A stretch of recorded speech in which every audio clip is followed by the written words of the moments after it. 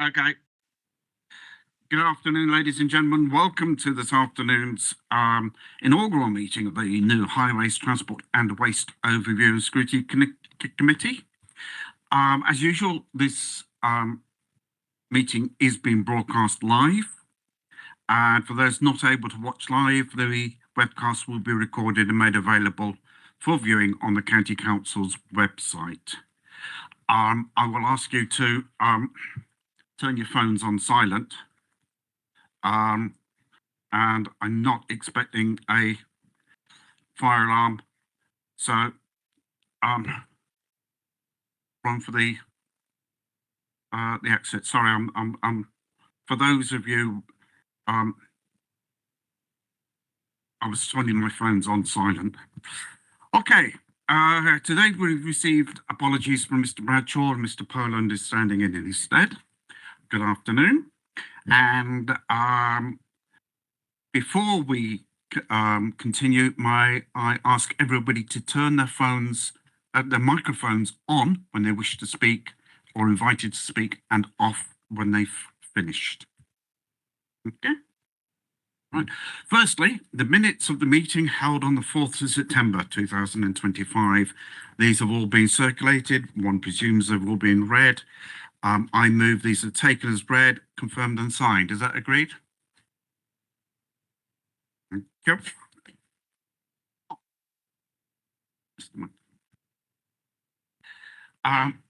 Question time. I've not received any questions from the public. And in fact, the one evening I was on question time, they wouldn't actually put the camera on me. Did you notice that? Okay, moving on to questions asked by members under Standing Orders 7.3 and 7.5. No such questions have been received. I have no urgent items. Do we have any declarations of interest? So you're not interested. Okay. Any declarations of the party whip? Okay. And I've not received any petitions. So our first substantive item is delivering the local transport plan, LTP4 for 25 to 2040. Next steps. And I believe this is in the capable hands of Jana. Thank you, Chair. So the report that we brought to you today is to outline the next steps in delivering Leicestershire's local transport plan. So it really is talking to you about our enabling travel choice strategy, which went to Cabinet, I think, last week, and also the preparation of our area investment plans for Harborough, South Leicestershire and Hinckley. So the report sets out what we're doing, what is our local transport plan, and also the phases that we go through in developing that. And I'm just conscious at this point that we come talk to you a lot about strategies, don't we? We've got a strategy for this, we've got enabling choice strategy, we've got a local transport plan. And really what this report is doing and what we're doing in talking to the communities is trying to set out why that matters. So it's really important to us, things like government funding, accessing bids, that type of thing, to have a really clear strategy about what's important to us, how that aligns with national policy. But then really what matters to residents, isn't it, is what does that mean for my local area? So what are they going to be doing where I live?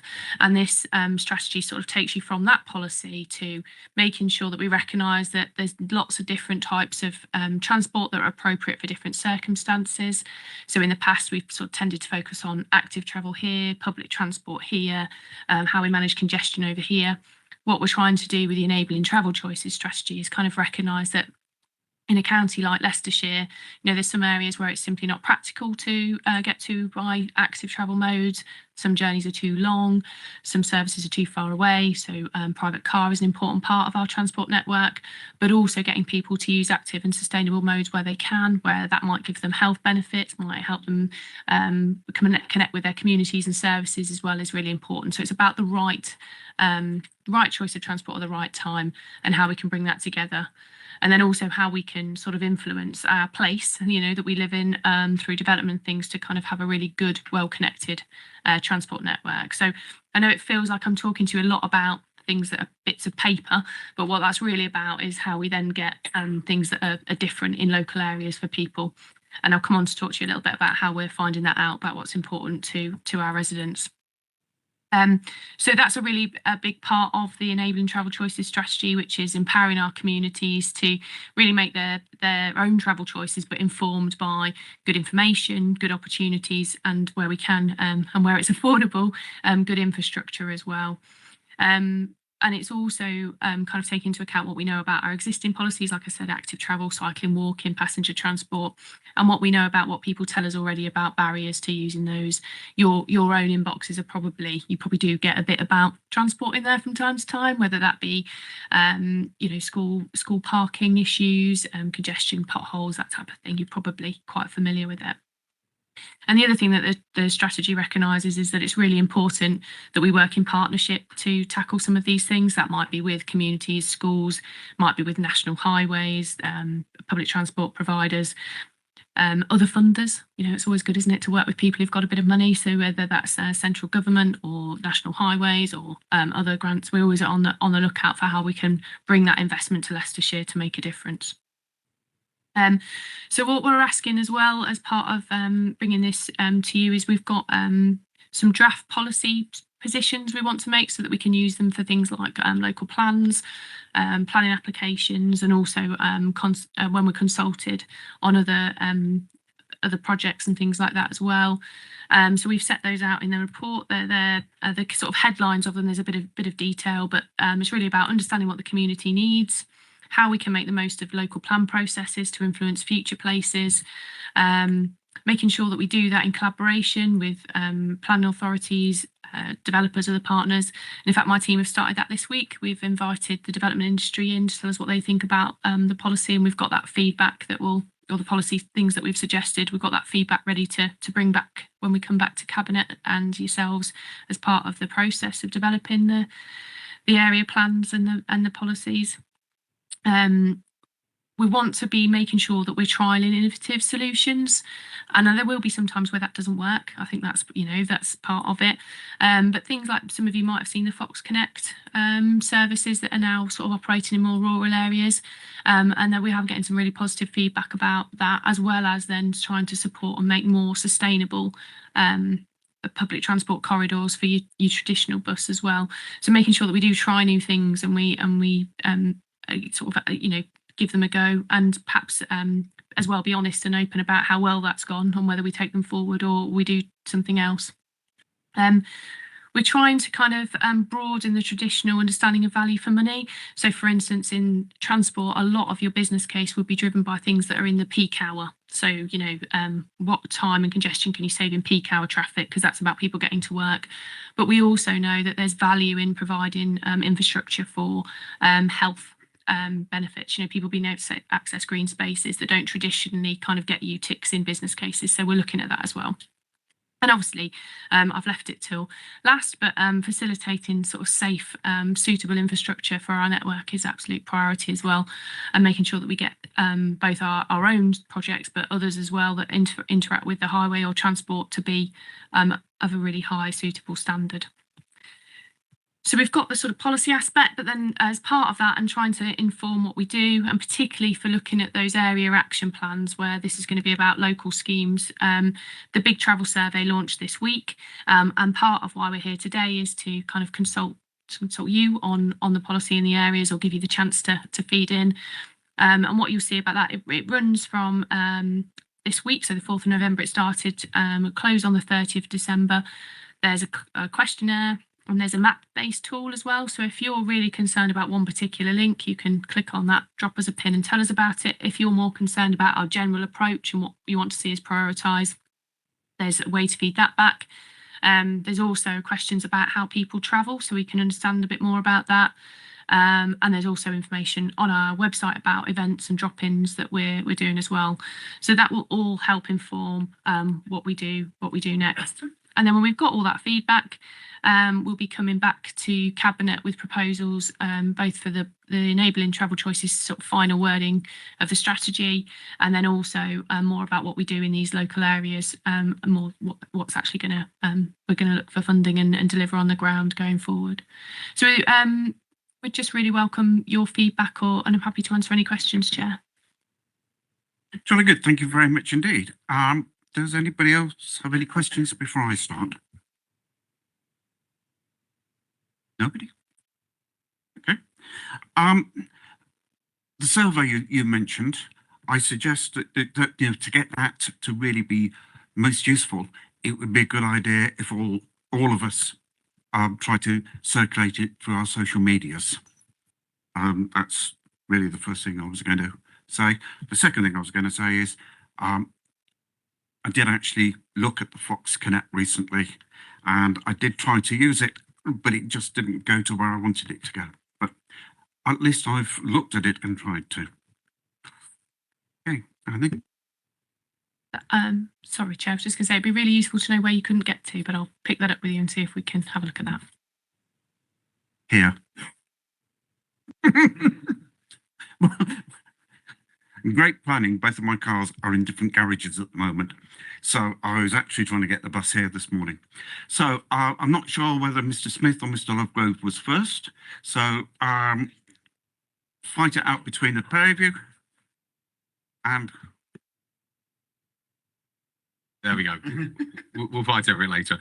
Yeah, thank you very much, Jenna, for the report. I'm just noting, obviously, this project began back in 2021. So obviously a lot of it is already, phase one's been completed and phase two is underway.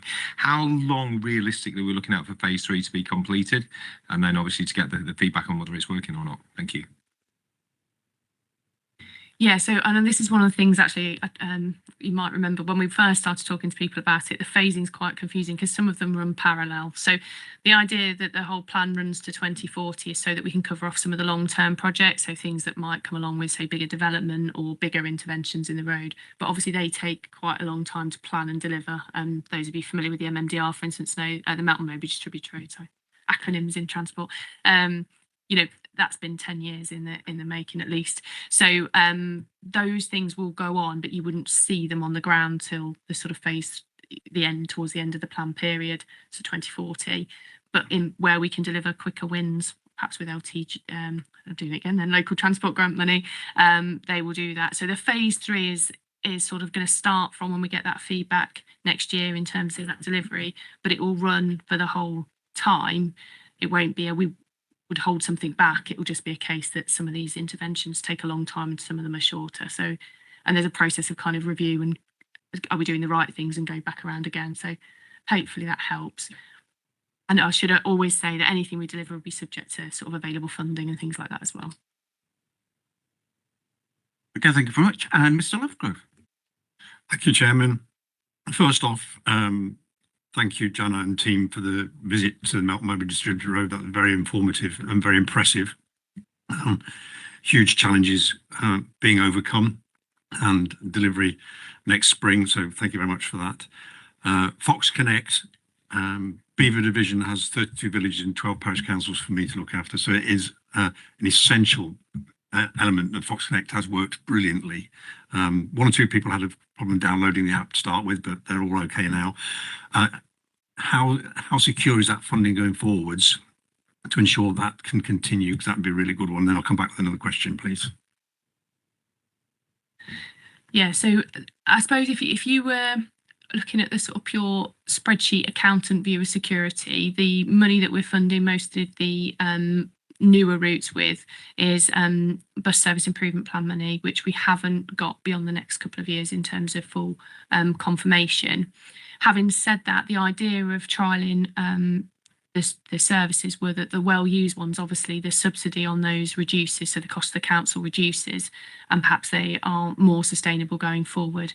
So some of them routes that we're trying, it might turn out they're not well used, in which case we might, as the funding reduces or it wasn't there, we would have to review them. But certainly, and I think that division has, but they have been well used services. We're looking at those at the moment. That all helps to keep the network sustainable. But over the next sort of 4 years, we're looking at sort of confirmation of that funding being used over the next couple of years, certainly. And I think we would then probably through these processes look at how well those services are used and make sure we're putting the money in the right places that we have got. Coming on to my second one, Chairman, thank you. The next one is future strategy for this committee and the work that you do. A highly politically sensitive one is byways open to all traffic. I have some particular ones in my division which I would really like to see closed off to all traffic. And I know it's a challenging one, but if it could be included somehow in the strategy to look at some of the worst ones, because these are, say, green and pleasant land, biodiversity and beautiful areas, but they're ruined by motor vehicles, off-road vehicles, and is having that. Whether I know it's a challenging one, but whether we could have a look at that sometime in the future, to particularly one or two of the worst ones in the area. Thank you.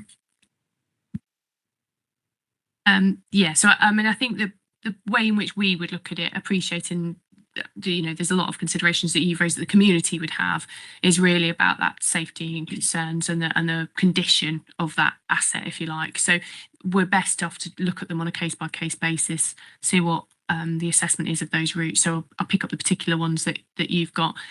I think in terms of then having a different approach, I think that'd be difficult from a legal perspective, but if there was some learning that we took from looking at those individual routes that then could be applied, then we would probably do that at that stage. So I can't promise too much, but definitely to look at those routes and consider, either safety or the operation of them. If there's any concerns there, that would be for us to pick up. Jolly good, thank you. I think Mr. Poland was next. Thank you, Chair. Thank you for the presentation. A couple of questions, if that's okay. One's just a question following on from an answer you gave to Mr. Lovegrove around Fox Connect, and obviously trying to make them wash their own face financially. Fox Connect is what old money would have called dialer ride, I think I'm right in saying. Is that right? You phone up and you book it. It's not like a traditional bus service. It's somewhere. It's not quite the old school dialer ride, Right. Because there's the sort of digital elements of it, and the sort of booking is slightly different. So I'd be loath to call it dialer ride, but it is an on-demand service. Yeah. Okay. So my ongoing question from that is, I again, correct me if I'm wrong, I believe we have a legal obligation to provide transport for people of last resort, which are likely to be the areas that are currently using Fox Connect, I'm guessing. So if we get to a position where they're not financially viable from a commercial point of view, would we have to then step in and provide that service anyway because we have to legally, or what, I guess is my question there. If it's okay, Chair. So we actually have a legal duty to consider the need to provide transport, not to directly provide it. Now, that is a really difficult definition to work with. What we probably would do in that instance is what's reasonable for a local authority to provide. There's several ways in which you can benchmark that. You're looking at your peers is normally another one, but clearly I think what we do know is if there are no transport links, that does give rise to other concerns. So the balance around providing something that is suitable on a reasonable level, but you can't get down to providing for individuals. We tend to use Mrs. Miggins, don't we, as an example here in Leicestershire. So if she's in a village isolated, there's no sort of specific duty to make sure she personally gets anywhere, but we would put it in the round of what's reasonable in interpreting that duty. But I think at the moment, we certainly recognise that different ways of providing transport, particularly in more rural areas, is more efficient and gives more opportunity to connect people with their services. Yes, please.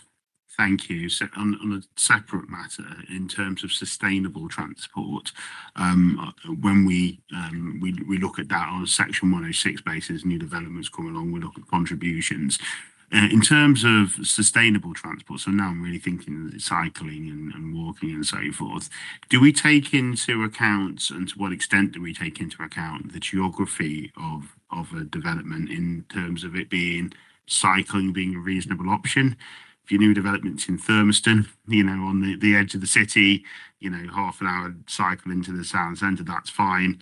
If you're up near Brian's house, where you're going to be a couple of hours, even if you're an Olympian getting into it, then it's a different matter. So do we take that into account in terms of what we ask for and what we think is reasonable? And is that the case, or do we just go, no, sustainable transport's important for in and of itself, and therefore we're going to put a request in regardless? If it's okay, Chair, I can come back on that. So we could talk for a long time about this, or I definitely could, so you'll have to stop me. But in short, I think the consideration to the site, a sort of new development's potential to get people to walk and cycle or to have active modes is really sort of done through that local plan policy aspect where you're allocating those sites, and we really try hard to influence that allocation to consider that. We are seeing, as you know, it's harder to find sustainable development sites. So the more that things are on the edge of settlements, where they're on the edge of settlements with limited services, the less likely it is that people will incorporate active travel as part of their daily routines. So we're trying to make sure that development goes in the right place. Now that has to be balanced against other things like other schools and health provision, deliverability of the site, that type of thing. So we do feed in at that stage. And that is on that principle level that wherever possible, sites should be connected by active travel. I think then once you're in the development management stage, once you're looking at your individual application, we really have to be proportionate and it has to kind of have a coherent strategy. So like I said, there'd be no point in me insisting on a £20 million cycle route between Melton and one of the villages that two people got the potential to use. So we wouldn't do that, but we would look for opportunities where they're sensible. And the other thing we've been doing, which I think some of you are aware of, is trying to kind of make the really standard guidance that Active Travel England put out through their transport note LTM 120, which has got really quite high design standards. It's very difficult to fit that in existing villages or other places, to be more deliverable in practice. So to find compromises with developers that are affordable and deliverable. So it's a bit of a mixed approach. I hope that answers the question. Okay. Now, Mr. O'Shea, please. Like Mr. Poland asked one of the questions, but Fox Connect certainly does work well over the south, and it does work over in the north very well. Are we looking at getting it nearer to the city, or are we relying on Arriva? Because to me, Arriva are not coming to the table enough. Certainly in my area, you know, we're lucky if we get an hour. Every hour we get a bus, and I mean we're not far from the city. And basically, you know, to wait an hour and then they've actually increased it by 1 hour, so the last bus is at 10 to 10. But I still get complaints from residents that, you know, they work late shifts and they can't get the bus home. So is there anything that we can do to put some pressure on or subsidise, you know, some of the services within the edge of the city that we all represent, you know, for a later bus, because not only two or 3 years ago, you know, the last bus was at 11 o'clock and a lot of the late shift workers could get that home. But now they're having to rely on cars, and, you know, the message that they give is, you know, we're all asking for, you know, green and carbon reduction, but, you know, we're having to, you know, we're using our own vehicles. So it will be interesting to see what we could do with Arriva on the services around the edge of the village, because I appreciate Fox Connect does really work in the rural areas. But in relation to the survey, I did it last night, and I implore everybody does it and put it out to your residents.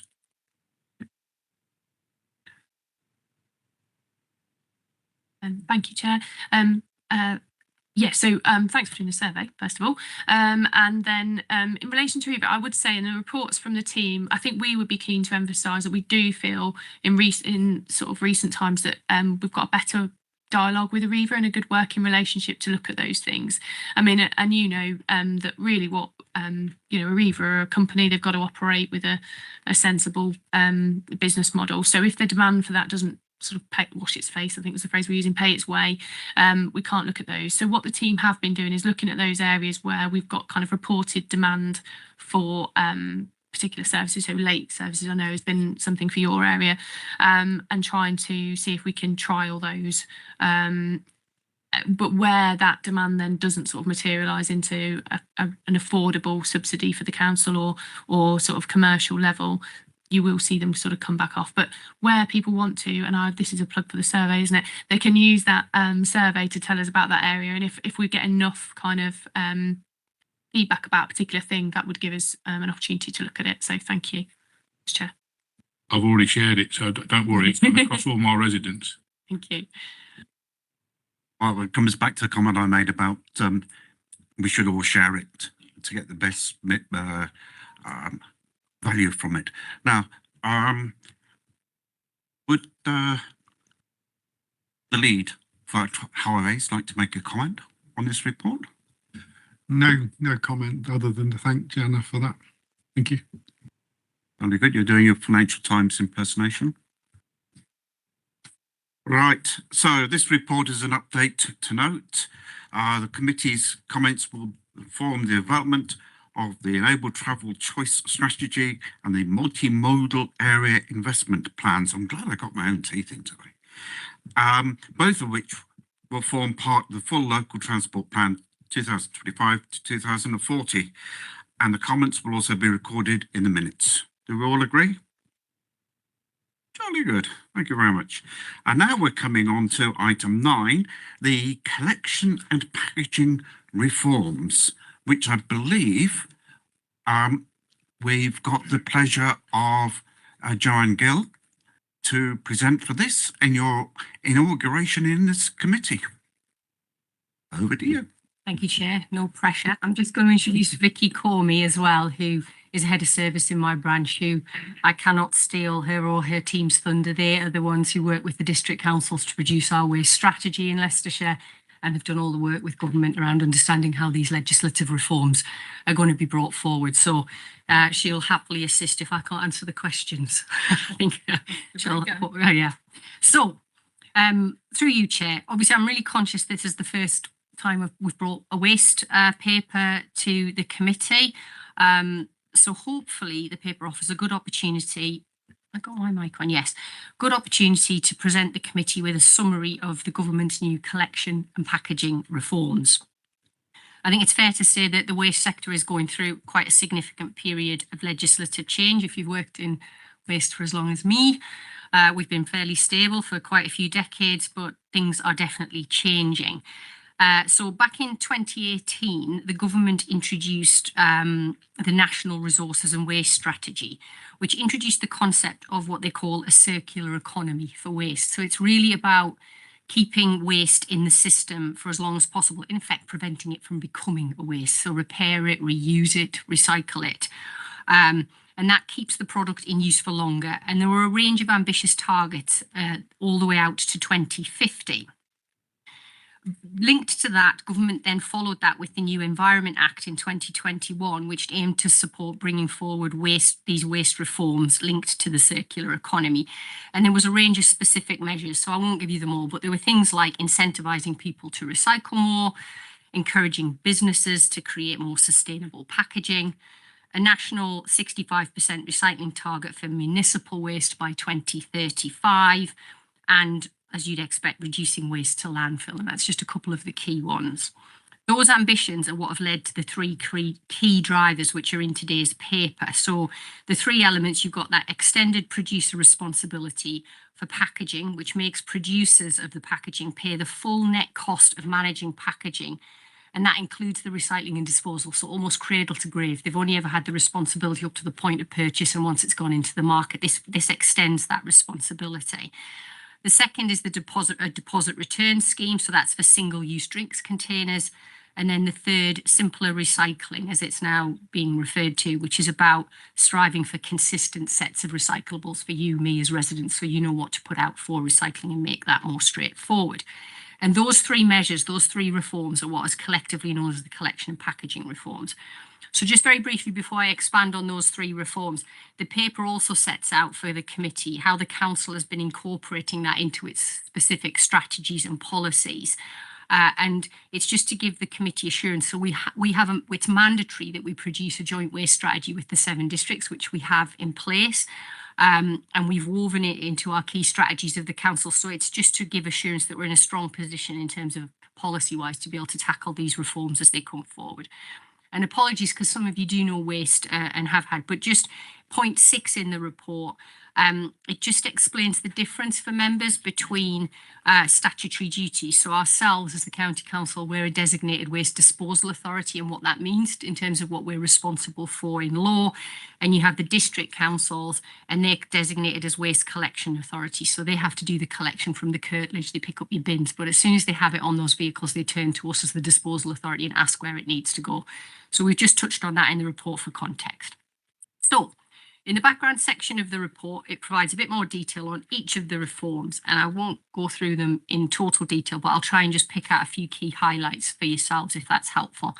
So if I start with EPR, Extended Producer Responsibility, it's actually an environmental policy whereby the producer's responsibility for the product extends to that post-use stage, as I mentioned, which has historically ultimately fallen to local authorities to cover the cost of that. You know, we pick up the material through the districts and then we have to manage its treatment and disposal.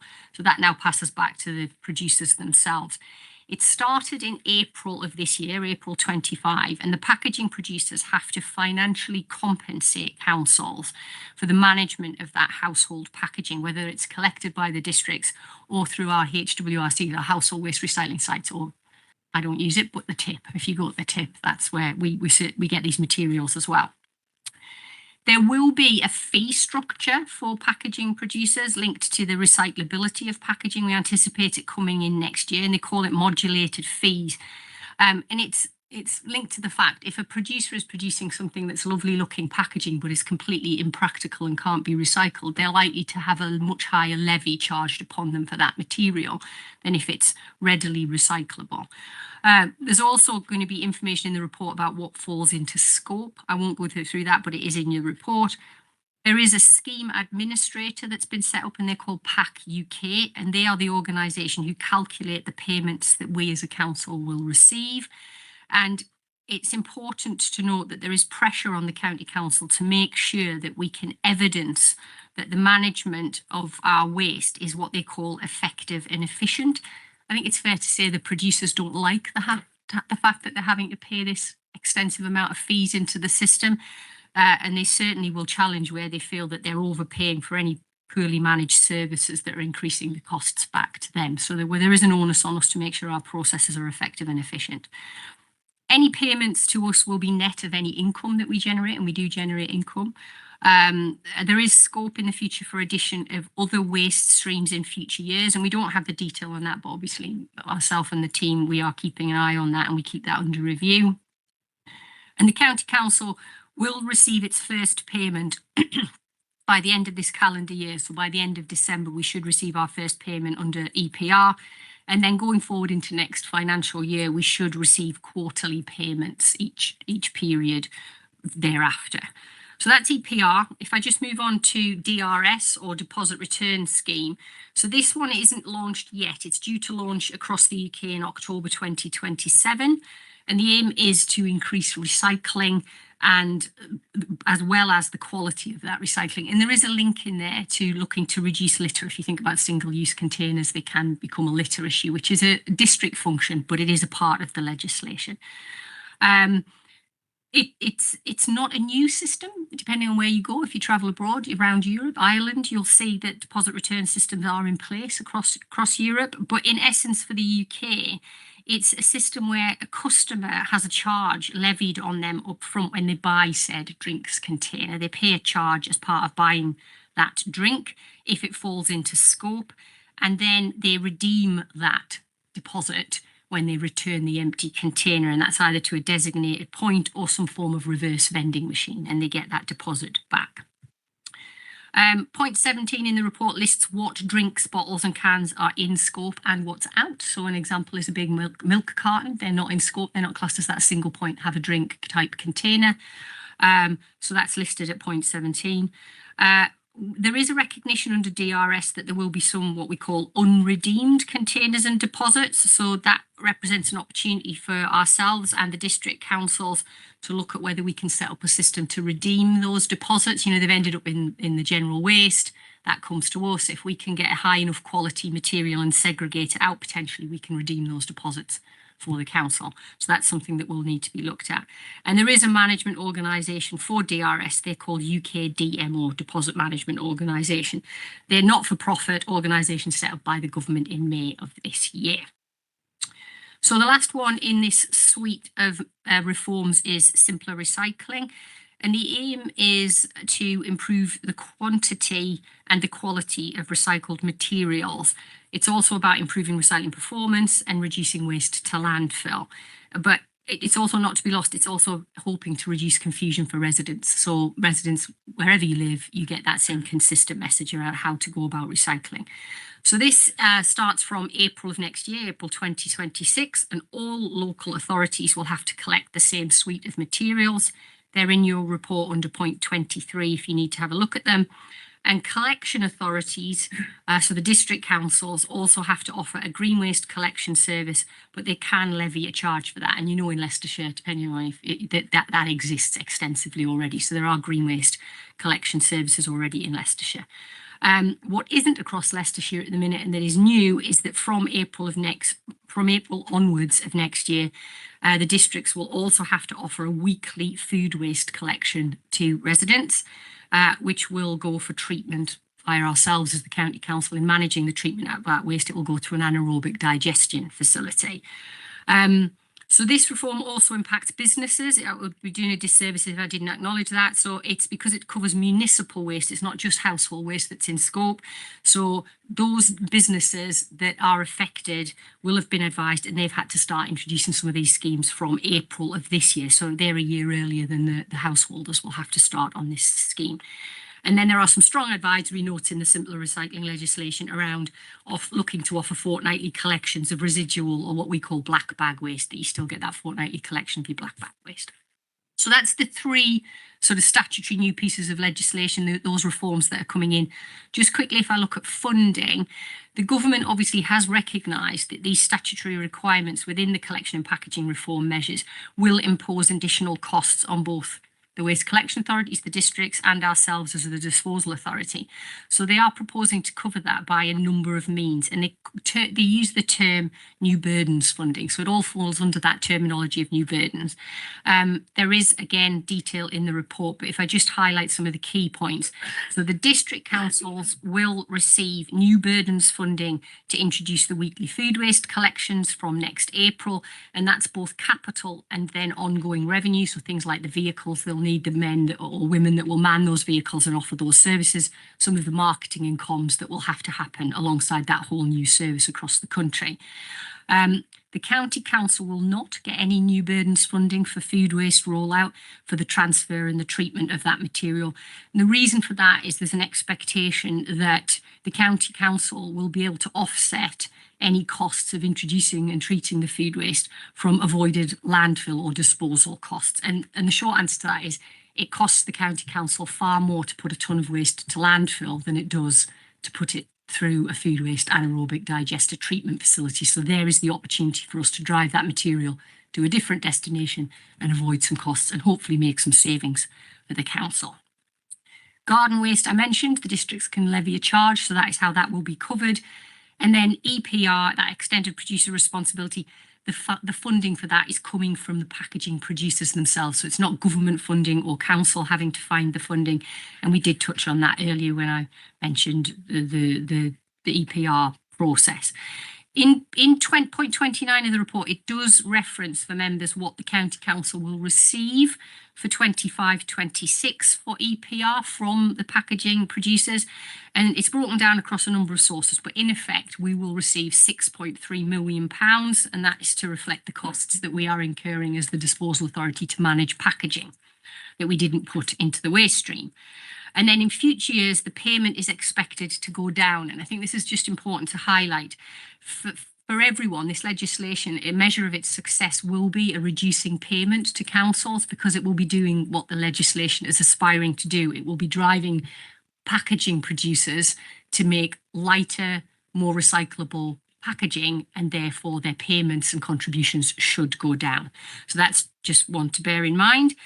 And then lastly, on food waste, the department has built into the MTFS the earlier cost of putting any systems and capital costs in place to manage food waste, but we have also baked in an assumed saving year on year after that, and we will keep that under review as this thing rolls out, because it's all very new. So finally, obviously, officers have included, I think, a table at the end of your report, which has a series of key dates linked to all the legislative changes that I mentioned at the start that are coming over the future years. And just hopefully that is useful for members in terms of line of sight of all the legislative changes that are coming. And with that, Chair, I will stop, but very happy to take any questions. Thank you.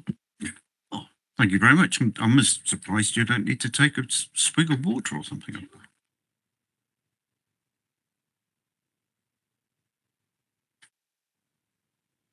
Right. Councillor Whitford, as the lead for highways, transport and waste, do you have any questions, comments? No, other than I'm looking forward to the photo shoot at the food waste. That's it. Thank you, Chair. Right, Thank you, Joe. Oh, we've got a flurry of them. I don't know who was first. Shall I start at the bottom and work up, or shall I start at the top and work down? Councillor Smith. It's twice I've dipped in there, haven't I? So yeah, so this is not really a question, it's more of a comment. I actually welcome this legislation, Chair. I think it's something that this country has been long overdue. We need to change our ways of packaging, particularly certain manufacturers who seem to package packaging, which is in my eyes absolutely ridiculous. So with any new change in legislation, particularly something like this, it is going to take an awful lot of transitioning. I'm very pleased that the government are funding that change as well, which is really good. And it also gives rise to a lot of opportunity as well here, because there's going to be all sorts of things with the deposit return scheme where entrepreneurial minds will be able to, make some, a really valuable contribution and make new businesses from this as well.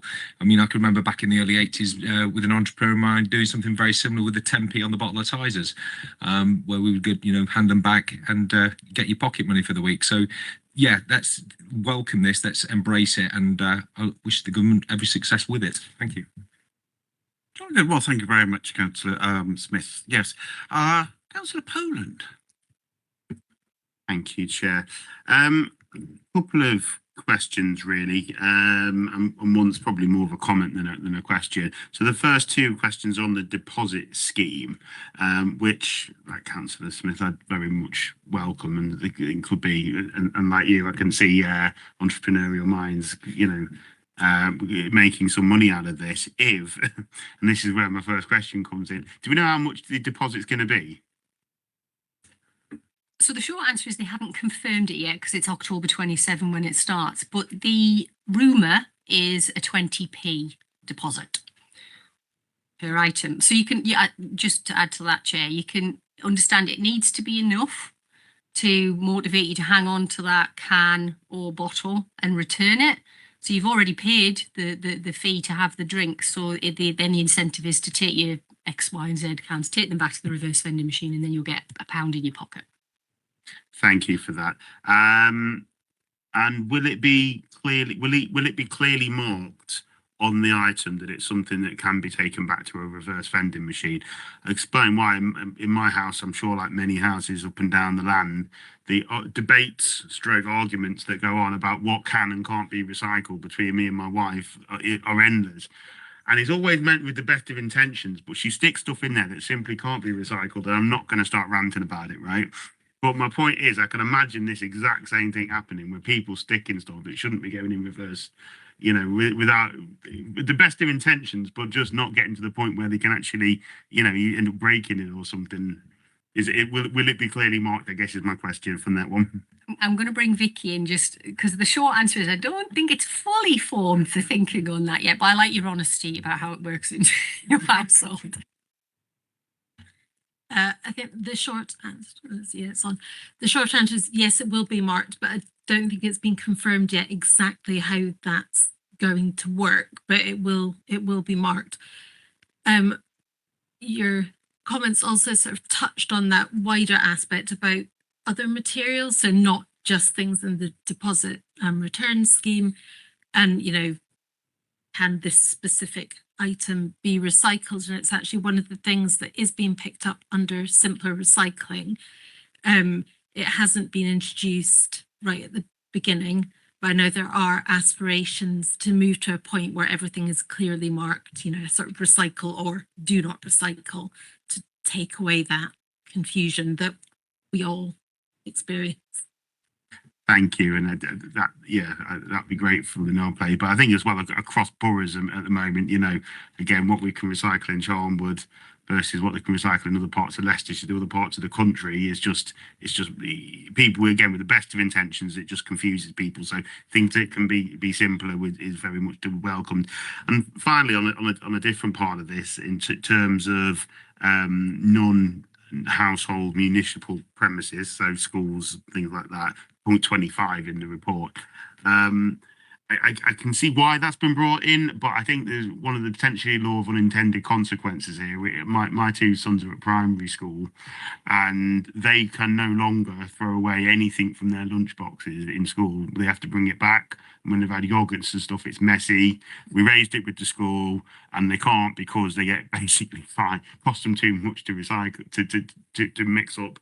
So instead of trying to deal with that, they just don't, and you can't throw things away anymore.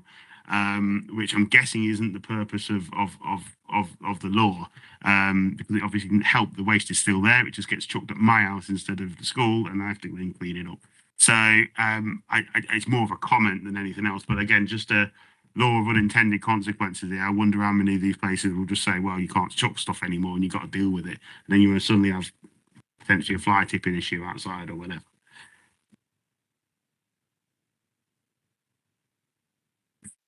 Right. Councillor O'Shea, last but not least. Well, Councillor Smith has covered a bit of mine. I do congratulate the government on this. But one of the first times I think I can congratulate this government on anything they've achieved. But to be honest with you, it's a really good system that we're getting in place now. Now, with the cans, you're actually charged a fee on the can before, with an onus on you to get the fee back by recycling it. That's correct, isn't it? So people, it's a bit like the old Corona bottles that you had years ago, that, you had the bottle and then you gave it back to the bloke and you got the discount back off your next bottle of pop. So it's a good idea, and hopefully it'll make people think more when they're buying these cans of pop, what they're going to do with the cans. I fully agree with that, and it's nice. Having read the report, it's nice to know now that the districts are being paid for it, because I was led to believe that the districts weren't being paid for this service. So it looks like now that the government are actually taking the bull by the horns and paying the districts, and we're getting the residual just by using it by getting rid of it. All I can say is, I welcome it, and I wish you well with it. Thank you. Just on a point there where you mentioned this government, the beginning of the report starts saying that it was in 2018 the government released, which I believe was a previous administration. Yeah, but these have actually brought it in, so I'm not going to check the flyover. No, right. Okay. Anybody else? Oh, Councillor Bloxham. Yeah, this isn't really a question, it's more of a statement as well. And I appreciate this is all statutory stuff, we don't have a choice on this. But there's been a lot of statements already about how positive this is, and I just thought I'd offer a counterpoint. I think this is all terrible. I think the EPR, we've got a stagnant economy, businesses are struggling, and now we're just adding a huge amount of cost and red tape onto businesses. The cost is going to be passed on to consumers. The deposit scheme, as you say, is going to have lots of unintended consequences. It's not really, you're not gaining anything. It's just a tax that's been put on there and that you may or may not get back. Yeah, you go out for the day with your kids, you're going to have to carry all your cans of pop round now afterwards to get home and recycle them. There's going to be lots of unintended consequences that are negative, but I think the biggest one is the EPR. I think it's just a terrible idea. And everything else is just adding to this level of drudgery that we're now being introduced to, that we've now got an extra bin for food waste and we've got to take our cans of pop back to the supermarket and whatever. So yeah, all negative from me. Thanks. Sorry, Councillor Grove, I missed you. I beg your pardon. That's okay, Chairman, not a problem. Excellent presentation, and thank you very much. And I can only endorse all recycling. I think it's the future, and it's an excellent initiative. How fit for purpose are the county council's household waste recycling centres? Have we got enough in place to cope with more recycling initiatives in the future? Do we need to look at that to make sure that they are? And then finally, my chestnut is the Melton site is going to be struggling to be fit for purpose for future proofing because of the housing development within Melton. So I'd just like to put a marker down for the Melton site, but generally about the effectiveness of the recycling of our household, our tips at the moment. Thank you. Oh, you were doing so well, Councillor. You said hips, but I'll let that go.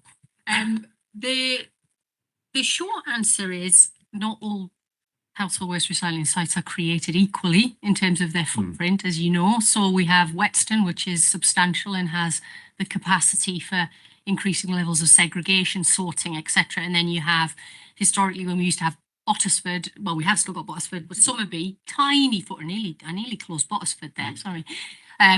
Really limited, different footprint. So it's a different challenge at that location. What I think is maybe more valuable to sort of bear in mind is, I'll give you an example.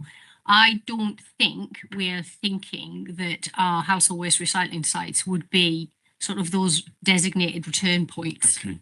Because that is a footprint issue. I never say never, and we need to see how this thing fully rolls out, because there'll be reverse vending machines. If you've gone to the supermarket to buy it, you'll take it back there because you're going with your reusable bags and it's a part of your process of returning them. I think the bigger opportunity for us is, some of you will know we have a big contract for the recycling of all the recyclables, and we direct all the districts to that provider and anything that we recycle at our sites. So the opportunity for us is to think about, is there a way to capture those unredeemed deposits that some people will just go, this is too much, I just put them in the bin, or something happened and they didn't find their way into the recycling system. Can we capture those as well so that we can see that they are recycled? There's a question of quality, but would that be at the sites, depending on their footprint, or would it be through the contract and the contractor where they'll do the sorting? So there's still lots of things that we'll need to iron out at the sort of practical delivery end, but I don't think it will necessarily be. We don't really encourage lingering. You know, when you go to our sites, it's in, use the facilities out. You know, if we have busy periods, we don't want to encourage queuing or people sitting thinking about using extra services at the site. They're there for the purpose of depositing the waste and going. So we would have to think about all those practical measures just to make sure we weren't interfering with the core service. Oh, Melton. I'm going to say something careful because I nearly closed Bottisford a minute ago, and I'm so sorry about that. Honestly, you know that we looked at all the closures a number of years ago, but we did not. We are very aware that Melton's access issues, especially with all the housing development that's gone on around that site, is only probably going to worsen. So I think it's premature for me to make any commitments, but I think what we're looking at is whether there would be a business case going forward to see if there was a need to find an alternate location and or relocate that site. Very early days, and obviously for some of you, you'll be aware it's not an inexpensive undertaking. So if we did it and the demand in that area, we absolutely know that Melton needs a facility for that part of the county, but it's whether it's increasingly in the future in the right location. We are looking at that. But if I just give an example, we know that with the last major site that we overhauled or redeveloped was Kibworth, and that cost us £5.7 million. So they're not inexpensive things, and that's capital that we would have to bid for in part of the MTFS. But we are very aware of the issues at Melton. Okay, I think Councillor Cook next, please. Oh, sorry. No, if you want to come back, I do beg your pardon. Thank you very much. That's very positive news. Take that back with me. And just one final thing on the recycling schemes. If anything can cut down on the people who throw things out their car windows and the Wombles have to go and pick things up, that will be a huge benefit, particularly in rural areas where our verges are full of tins and bottles. Thank you. Thank you, Chairman.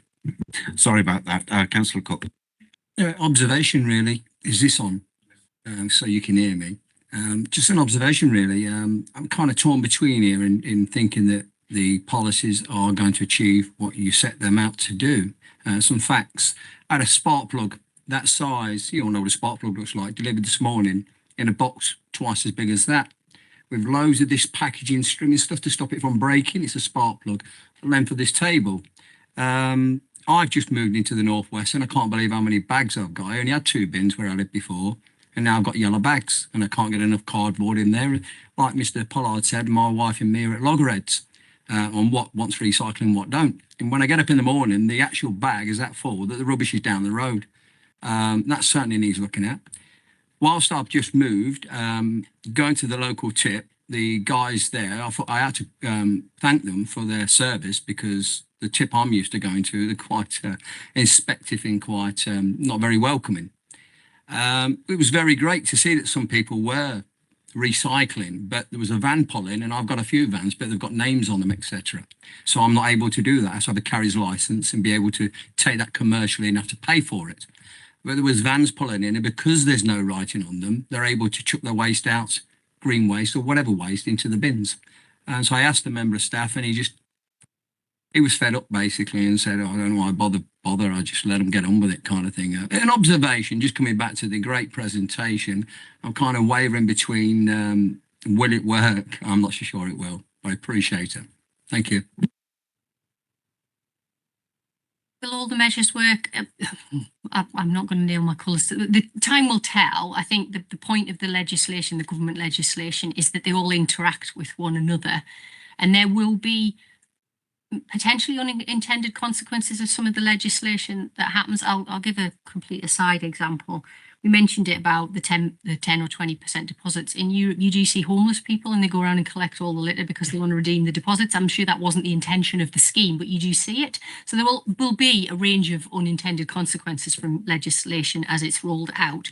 But they also absolutely should drive change. So some of the points, if it's really easy and simple for the householder to know what to put out, it doesn't matter if you move between Charnwood or Harborough and you know what's consistent, that can only be a good thing if the messages are all consistent.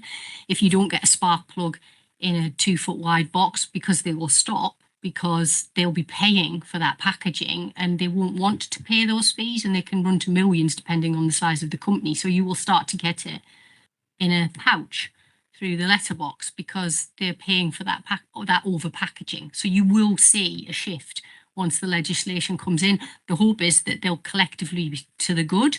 And obviously the things like food waste rollout, yes, there will be people, there will be residents who are unsure. It's another container, another service that they have to engage with. And I would be doing a disservice to management of waste if I didn't acknowledge that no food waste is the ultimate ambition. We will be very happy if people aren't, and we've talked about the economic situation, purchasing things that they don't then eat, need or use, and it doesn't become a food waste. That's absolutely the best outcome.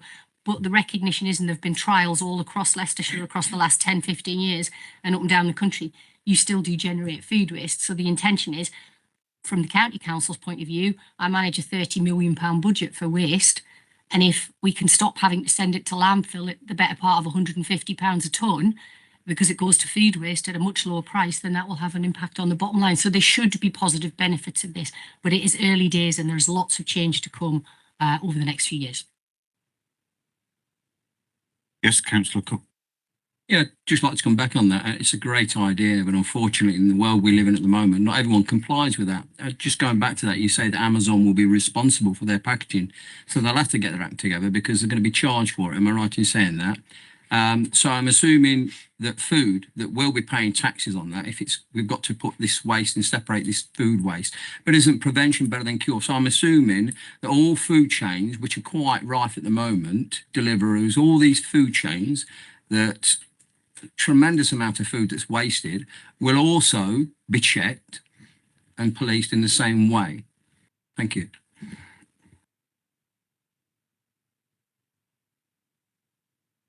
Sorry, just to be clear.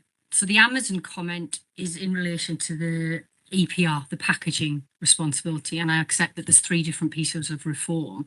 Food waste is household food waste collections. It's not, your point may still be valid. It's not necessarily for me to comment on what people do in terms of buying from fast food outlets, etc. The food waste rollout under simpler recycling is for households. So every householder will get a weekly collection of food waste.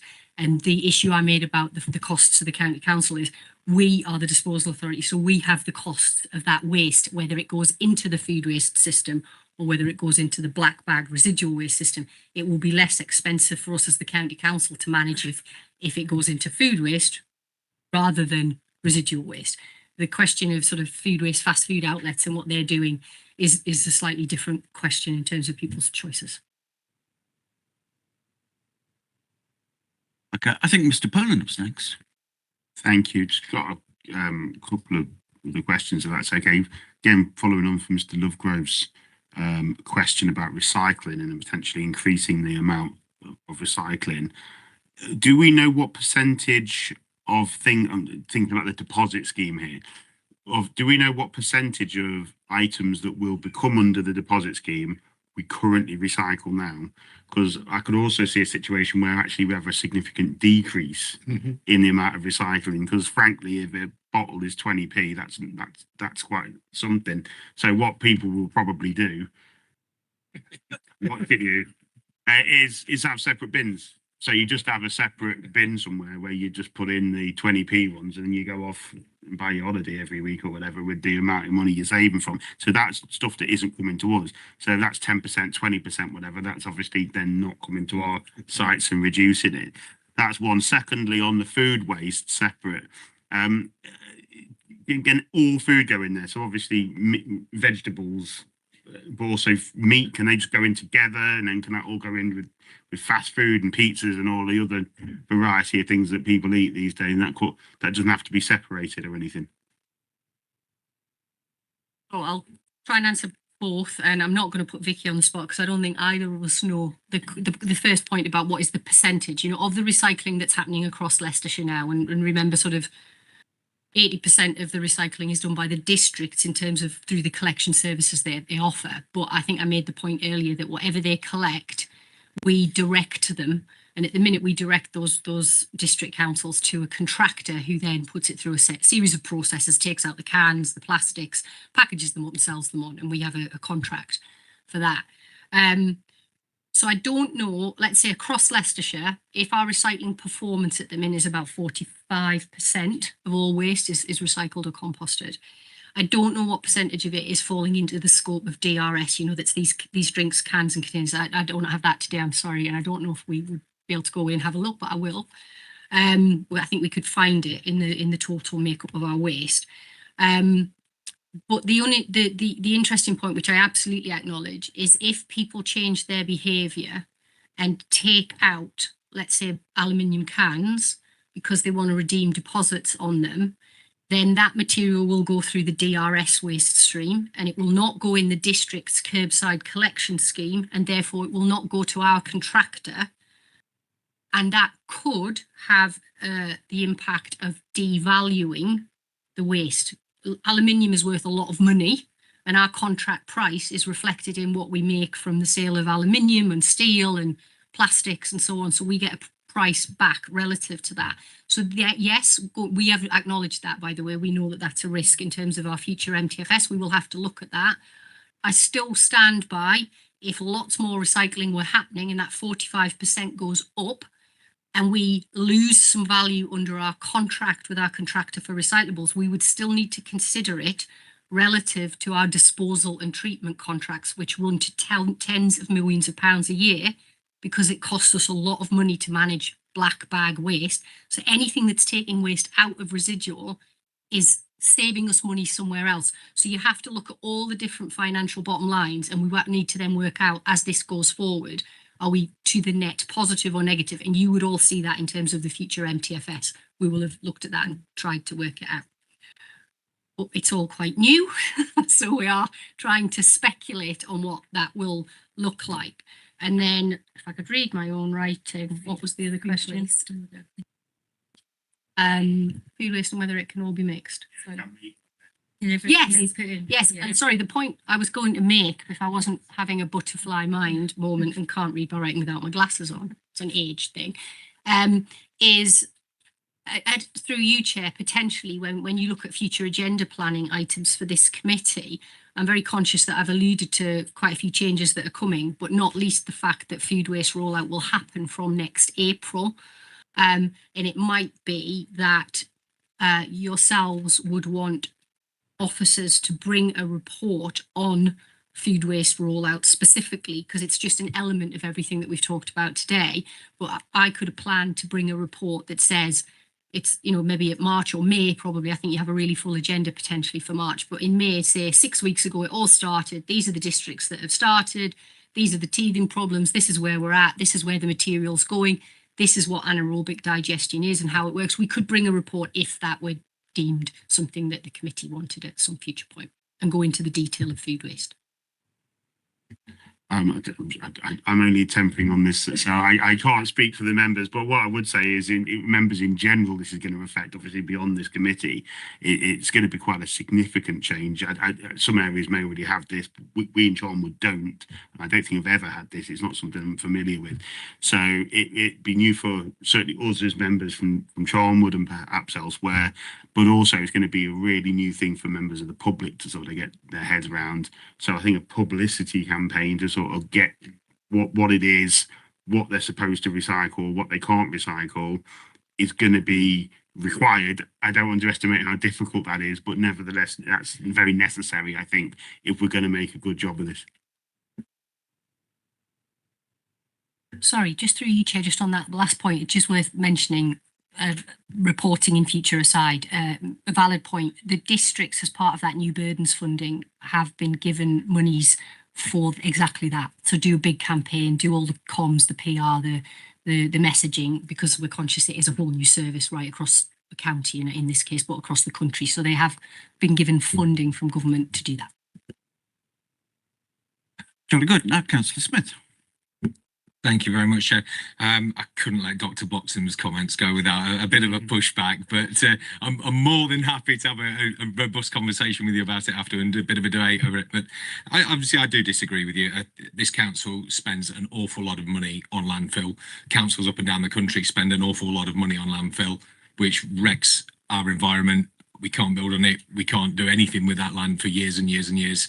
And it's something that I don't want to see. I've recently come back from Jordan, where they don't have house waste recycling centres. They have tips, and they literally tip everywhere.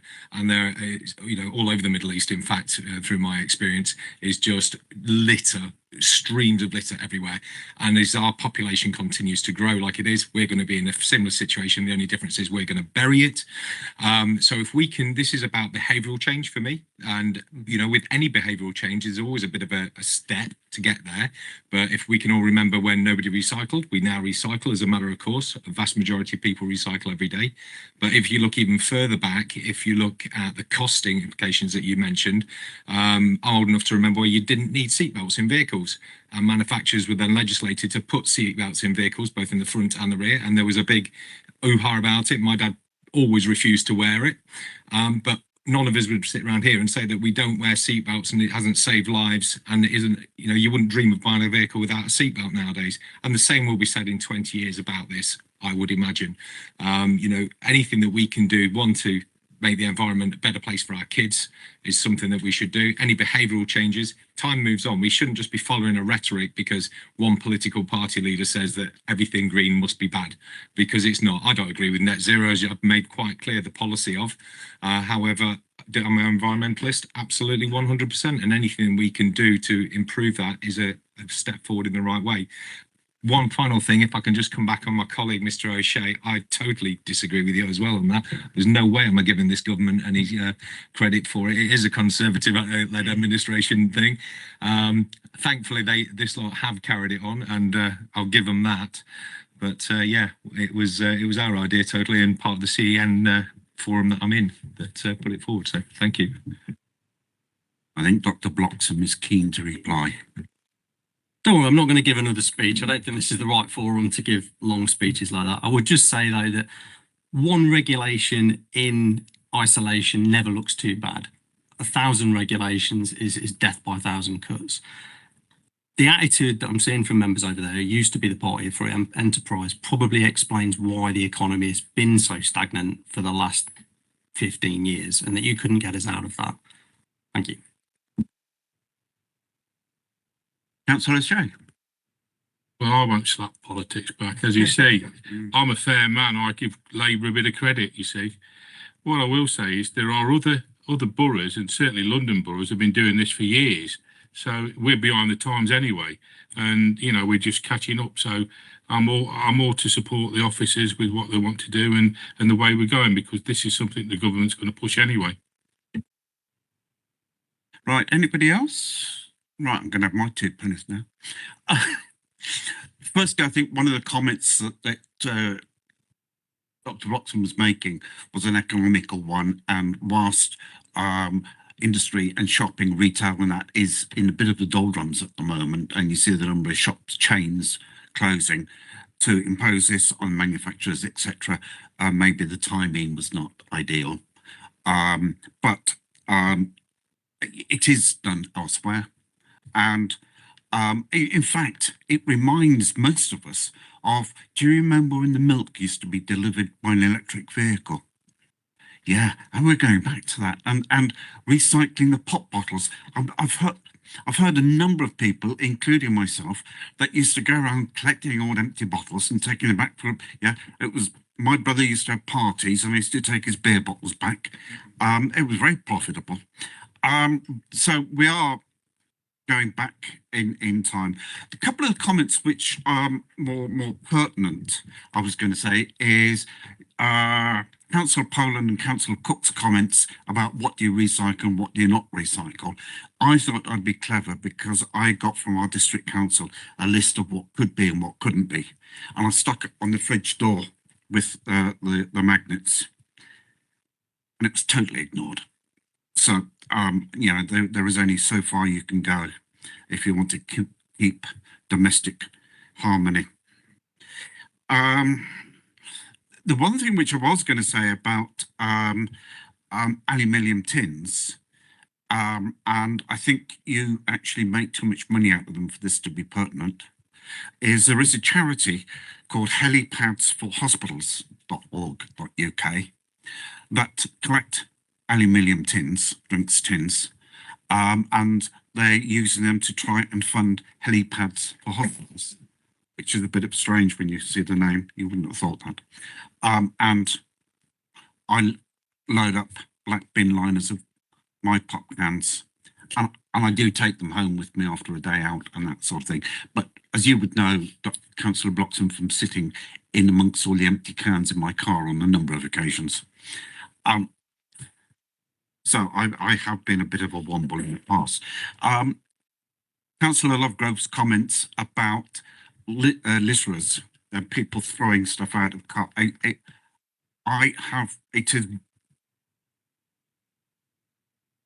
has stressed me for years. I've done an awful lot of driving in my business life, and what I normally used to do was I used to throw all the rubbish behind the driver's seat in the footwell. And maybe once a week, maybe once a fortnight, I'd used to muck the car out. And it was just the idea of throwing stuff out the window is, and you talk about the wombles. I see the wombles down, I see on the website just south of Lutterworth, and they go around the lay-bys there, and they might go around that lay-by every 3 months and just pull up so much rubbish time and time again. The other thing which I was going to ask, and here's an actual question, as opposed to the comment about the aluminium cans, which may not be. If you're feeding the food waste to the anaerobic digesters, should they not be giving you, I was going to say a backhander, but that would be the wrong term, some consideration for the fact that you're delivering a necessary fuel for their machine?